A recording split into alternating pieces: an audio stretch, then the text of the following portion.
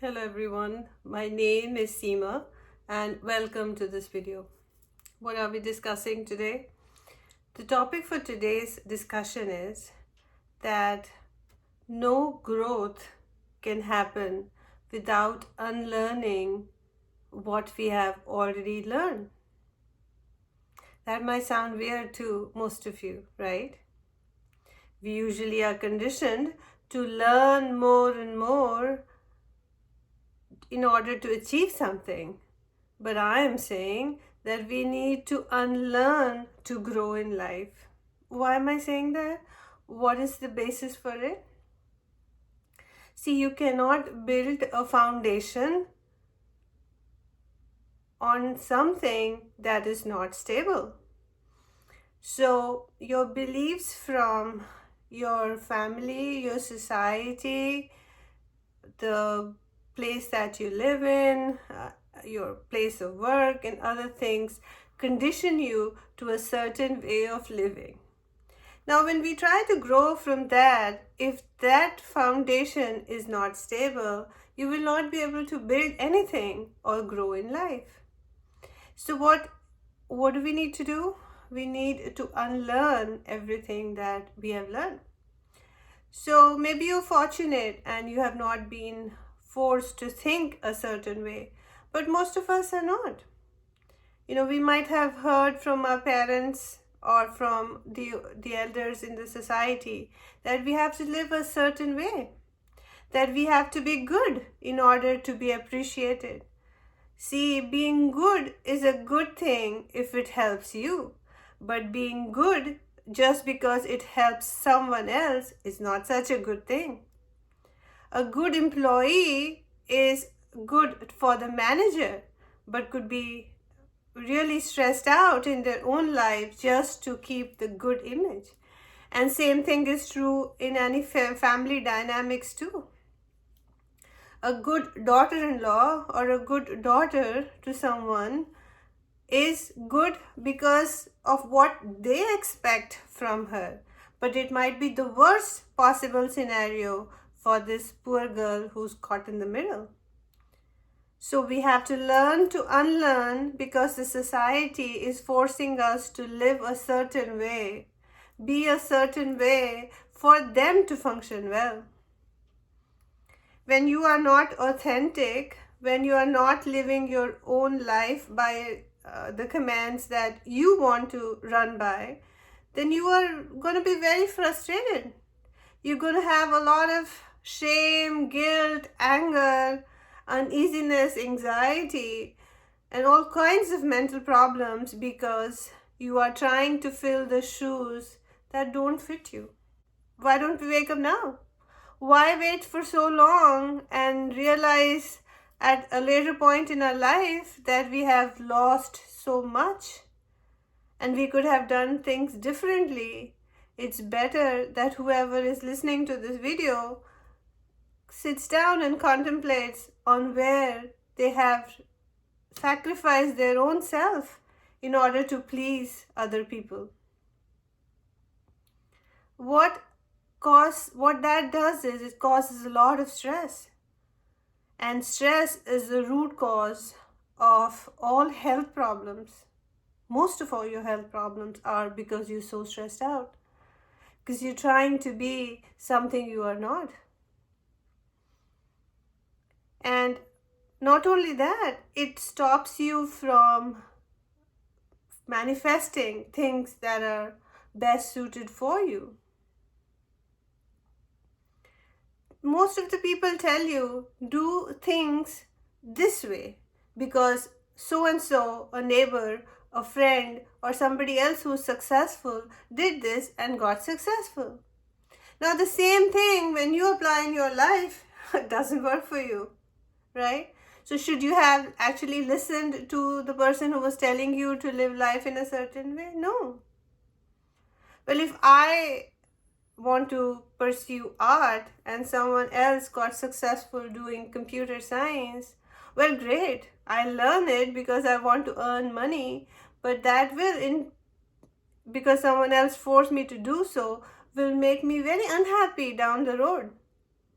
So wasn't it better that I should have invested all my time and energy into doing something that I liked? Pursuing that, being successful at that, rather than believing others who force me to do things their way. So many of our years are lost investing towards family members who are who downright hate you, are so jealous of you. And we invest so much time, effort, money, energy into being nice, being good to them. And what do they do in return? Even strangers are better than them. So if you feel on the first instinct that something is not right, and the person who's giving you that advice has not proved themselves that they are worthy of it. Giving example of other people doesn't make them worthy. They have to be worthy themselves. And even if it's the closest person even if it's your mother or your father telling you to do so, sit down, contemplate, and see what suits you, what will make you happy. Because your mother and father do not have to deliver come Monday morning when the boss puts the requirements in front of you. It will be you who has to do the work. It will be you who has to take care of your child when you have a family. It will be you who will have to run the errands for the household. It won't be your family members who are telling you how to live your life, right? So in the end, the accountability is with you. And because the accountability is with you, you can listen to the ideas people are giving you, but you have to do what suits you best. And that is the unlearning part of it. That is where we have to rewind, like come out of all of this mess that we have created around ourselves. The cage that we have put ourselves in. Cannot do this, cannot do this, be that. Nonsense it is. These are things that are put by the society in order to suit them. In our culture, I come from the Indian culture, daughters are not allowed to do a lot of things when their parents pass away. Which is very strange because it might have been the case in the old days when the daughters were not able to travel and come to the parents' house. Things were different back then. But that's when the rituals were made. But think of it now. People only have daughters these days. They have one daughter or two daughters. And the daughter has an equal right that the son has. Right? So they should be given the advantage to do things their way also, because it's a token of love that you're showing.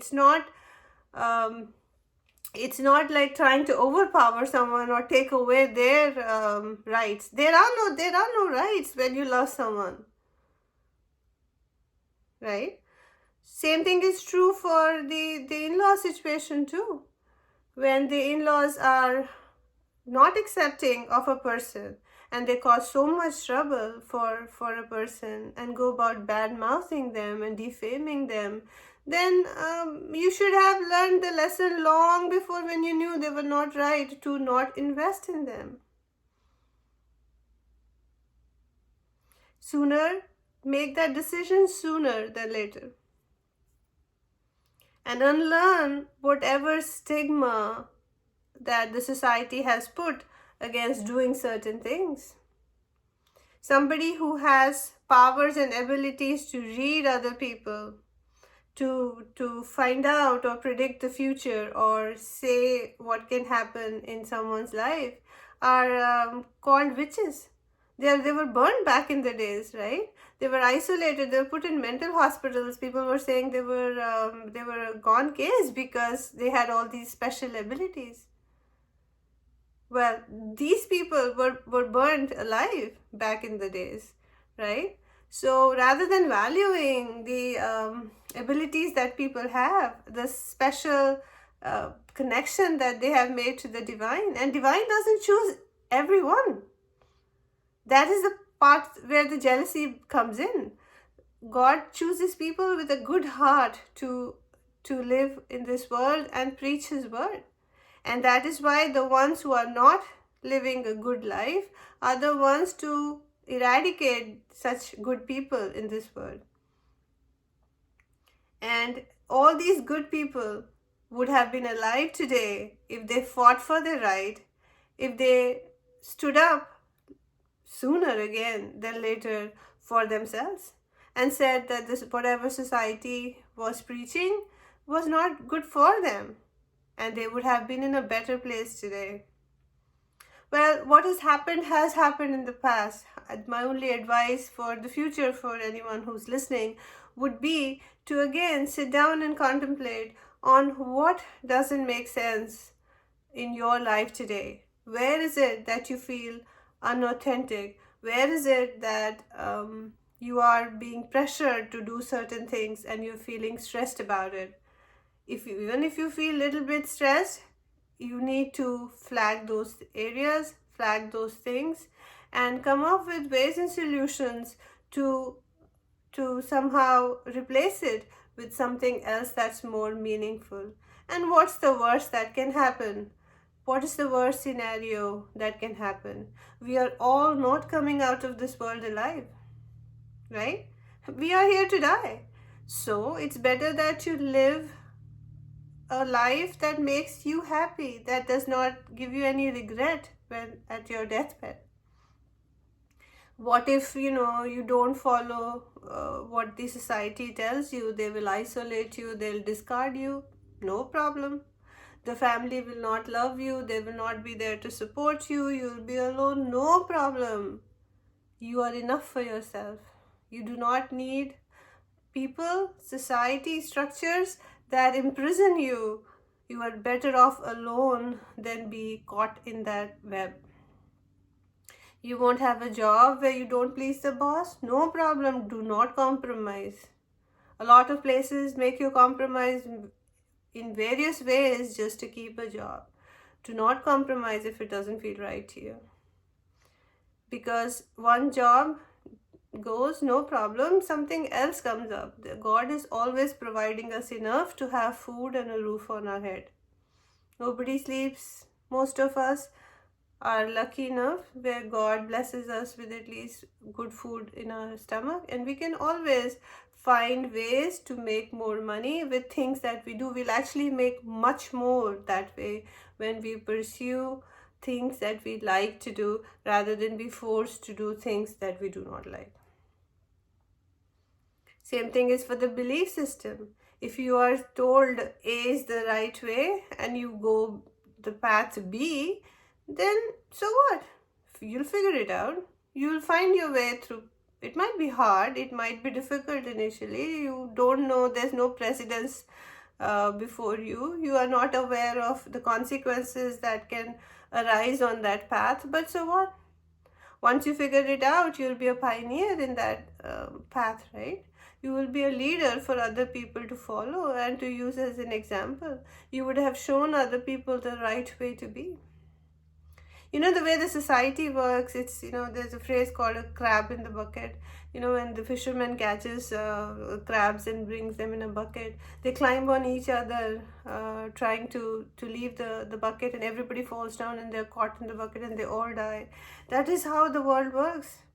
If there's one sane person, the whole society goes around trying to change them because they cannot understand and cannot fathom the fact that somebody else is living an authentic life. That one person who's being authentic, it causes so much repercussion in them, where they are shown their darkness, where they are shown what they haven't achieved in their own life, that they would rather than changing themselves and trying to improve themselves, get rid and eradicate and make this one person who stands up for being authentic. And that's fine. They can do that whatever they want, because in the end, like I said, no one's coming out alive from this world. At least this person who was authentic lived life on their own terms. And they also found out that no one really comes with you. No one is born with you, no one dies with you. Even the twins that are born together don't die together, right? No wife will die for her husband. Back in the days in India, there used to be a thing where they would do it, and it was all wrong and abolished in the end. But in the current times, no mother dies because her son passed away. No son dies because her mother passed away, So we all die alone, we all live alone. Why don't we live life on our terms? I think it'll make sense. It's a very deep topic, and let me know what you think. Your feedback is important to me. Thanks for listening.